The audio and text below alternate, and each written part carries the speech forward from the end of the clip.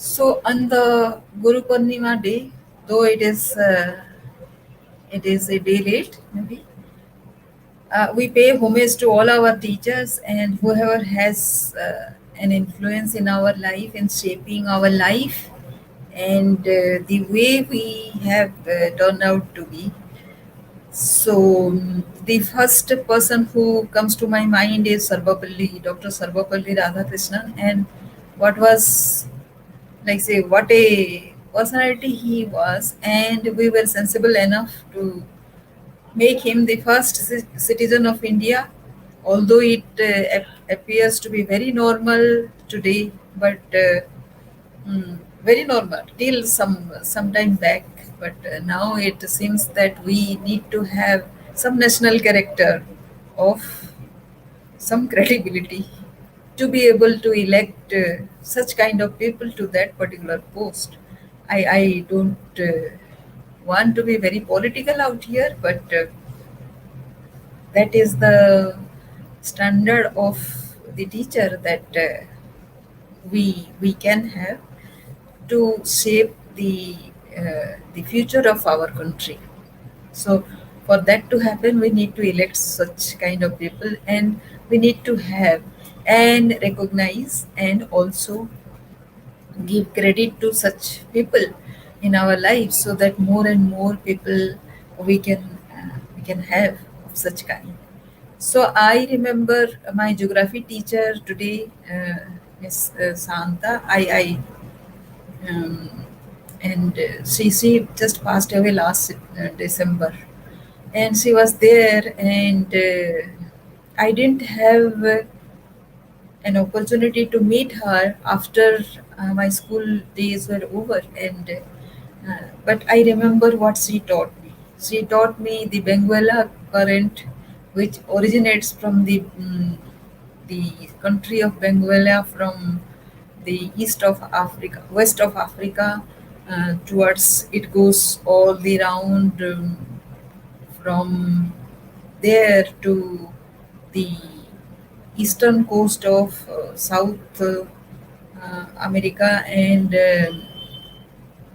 is it South America? Yes.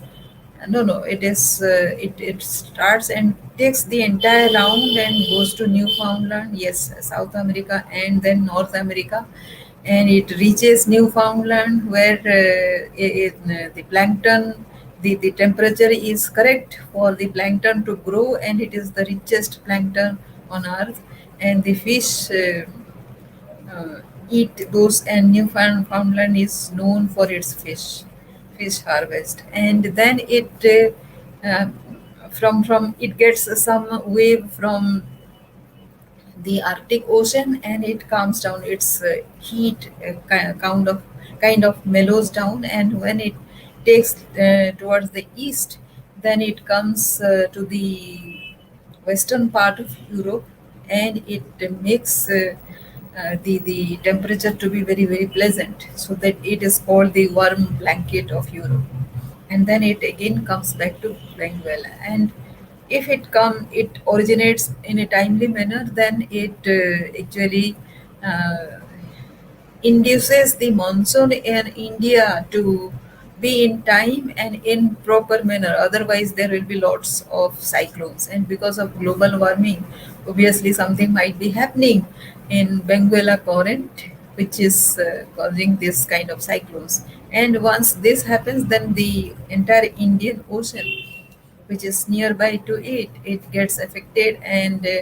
then the cyclone, the low pressure area gets created, and all the things like that. So I know and remember, and I love geography because of her. And her daughter is my classmate, was my classmate, and I don't remember she making any partiality for her daughter, and I don't remember um, a chance when her daughter was ahead of me. Of course, we were competitors in geography. Like say, her mother was the geography teacher, so we were competitors. Yeah, of course, but I don't remember a single instance when I she was given some extra privilege because she being her daughter, I don't remember. And she treated me like a daughter, and she always told me to be very concise, because that was the year when we actually were expected to be very concise, very short, very to the point answers to our questions. And I remember she telling me that deducted 1 mark from giving the entire full mark in geography, because I had written 7 sentences instead of 6, and she expected me to have written 4. And the entire Benguela current, how can you write in less than 7 sentences? I didn't know at that time, but she she taught me the value of being concise and to the point, and that those values I carry till today, and I remember her, and it is my heartfelt homage for her. And you miss those people once they are gone. And the second is, like, so this is like my USP, and she was kind of um, aligning my competencies along with whatever was the requirement. What I teach nowadays, it is very necessary for us to be aligned with whatever is required of us, along with whatever we have in us, so that alignment is required. So that is the first step. She had taught me to be very concise, very precise, to the point. And that is how one can be very useful in contributing towards the growth and well-being. That was the first thing. The second thing is redesigning of competencies. So my father comes in here. My parents were my first teachers, and the most impressive teachers, I should say. They have I have mixed emotions about them, about the way they treated me. They made me learn things. Of course, given their circumstances, whatever they taught, it was best of their knowledge. And I am the personality that I am today because of them. And if I appreciate myself, accept myself, then it is because of them. So I was having a troubled marriage, and when I was getting too disturbed, then my father always told, "Why don't you do whatever pleases you, whatever you feel to be logical, and whatever you think that it is useful? Why bother about what the other person is saying? That way you will grieve a lot, and you will bring unhappiness to the family. And of course, you in no way you can be a better person than the other person. So if you are not better, then you are equal to that person, whoever is creating trouble. And how does that make you a person qualified to complain?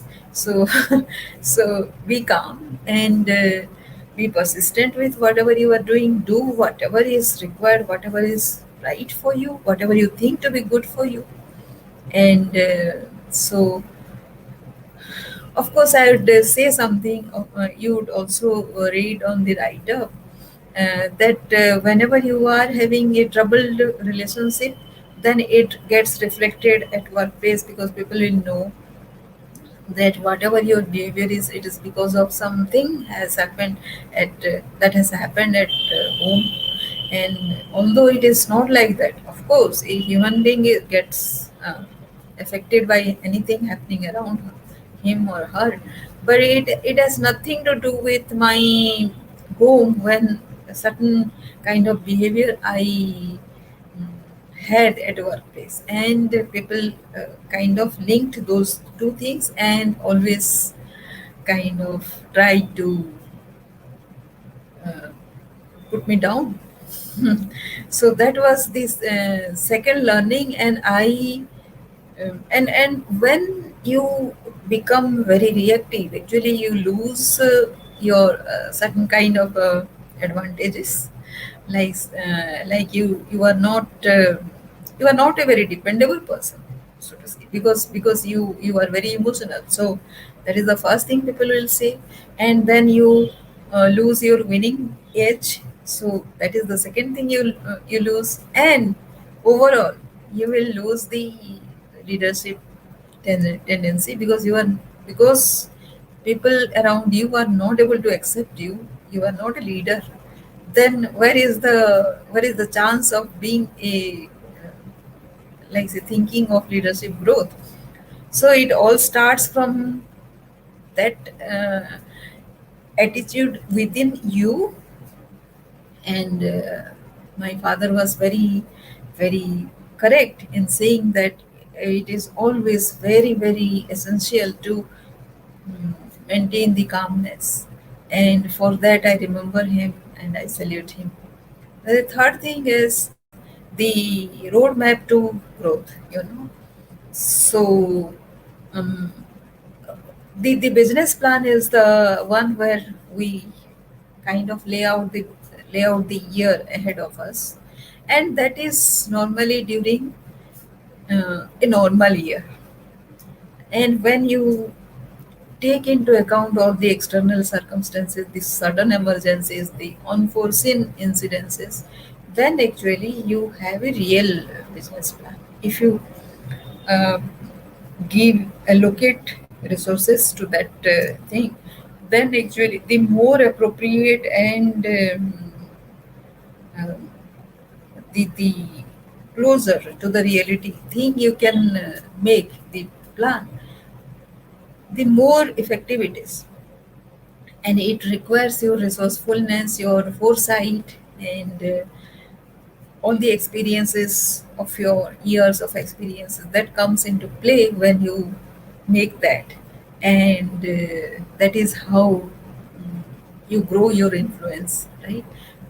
You are able to manage even within a crisis, right? So that is how the growth roadmap is there. You need to make that, and whether somebody tells you or not, you make, prepare, and keep that roadmap for you, so that you can deal with any emergency. And the fourth is, if you are dealing with so much of unforeseen thing and emergencies, and you have developed this persistency, consistency, and dependability, and trustworthiness, then why not start an enterprise yourself? Because that is the most you can do for the development of mankind. That is where you can be very effective and can go global, right? You can contribute, and you can actually not only help the other person, you can empower the person to be the same as you are. So it is not that you are a person extending a supportive hand. You are a person who is making the other person grow as tall as you are. So that is the biggest contribution that you can one can give. As they say, it is not enough to give a fish. It is not enough to show him a pond. It is the trick uh, uh, of sustainability that makes you makes the other person independent of you. That is the most. So that is what resourceful influencing is. And no matter how much resource you have, how much skill you have, unless you have this resourcefulness with these kind of attitudes and aptitudes, it is not going to work. Hope this helps you. And this is Samrita, the leadership growth mentor now, who is who has this Sunday webinars at 7 p.m. So that we can meet and discuss and decide our future path, right? Thank you so much. And if you like this video, then please subscribe to the channel. And of course, it will be part of the podcast, and hope that also helps you.